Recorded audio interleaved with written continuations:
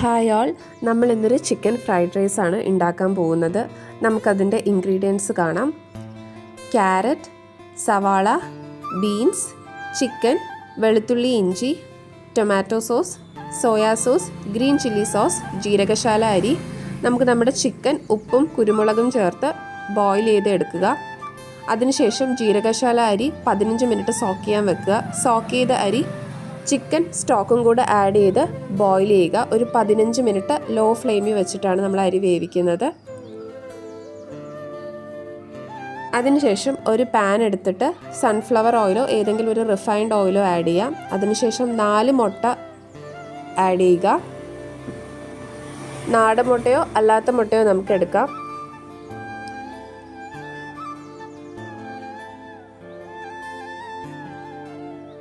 Add ചെയ്ത മുട്ട നല്ല രീതിയിൽ തന്നെ സ്ക്രാമ്പിൾ ചെയ്യുക. ഇതേപോലെ വിട്ട് വരുന്ന പരുവത്തിലാക്കുക. ആ സ്ക്രാമ്പിൾ ചെയ്ത എഗ്സ് വേറൊരു പാത്രത്തിലോട്ട് ഷിഫ്റ്റ് ചെയ്യുക. അതേ പാനിൽ കുറച്ച് സൺഫ്ലവർ ഓയിൽ ഒഴിച്ച് അരിഞ്ഞു വച്ചേക്കുന്ന വെളുത്തുള്ളി, ഇഞ്ചി ആഡ് ചെയ്യുക. നല്ല രീതിയിൽ സോട്ട് ചെയ്യുക. സവാള ആഡ് ചെയ്യുക. നല്ല രീതിയിലൊന്ന് സോട്ട് ചെയ്യുക. അതിനുശേഷം ക്യാരറ്റ് ആഡ് ചെയ്യുക.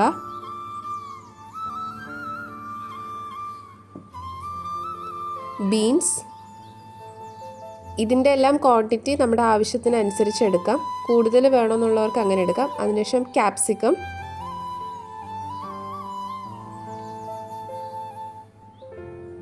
നല്ല രീതിയിൽ എല്ലാം ഒന്ന് ഇളക്കുക. അതിനുശേഷം വേവിച്ച് വെച്ച ചിക്കൻ ആഡ് ചെയ്ത് കൊടുക്കുക. സ്ക്രാമ്പിൾ ചെയ്ത എഗ്ഗ് ആഡ് ചെയ്യണം. നല്ല രീതിയിൽ മിക്സ് ചെയ്യുക.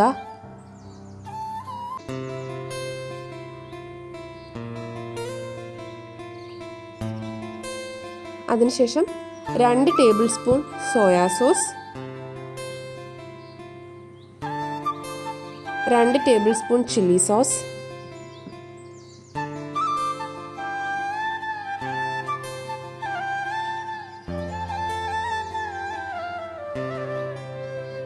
2 table spoon tomato sauce. Tomato sauce 2 table സ്പൂണിൽ കൂടുതലും എടുക്കാം. അത് നമ്മുടെ ചോയ്സാണ്. ടൊമാറ്റോൻ്റെ ഫ്ലേവർ ഇഷ്ടമുള്ള ആൾക്കാർക്ക് കൂടുതലെടുക്കാം. പിന്നെ പെപ്പർ ആഡ് ചെയ്യുക. സോൾട്ട് ആഡ് ചെയ്യുക. നല്ല രീതിയിൽ മിക്സ് ചെയ്യുക. ഹൈ ഫ്ലെയിമിലിട്ട് നല്ല രീതിയിൽ എല്ലാം ഒന്ന് മിക്സ് ചെയ്തെടുക്കുക.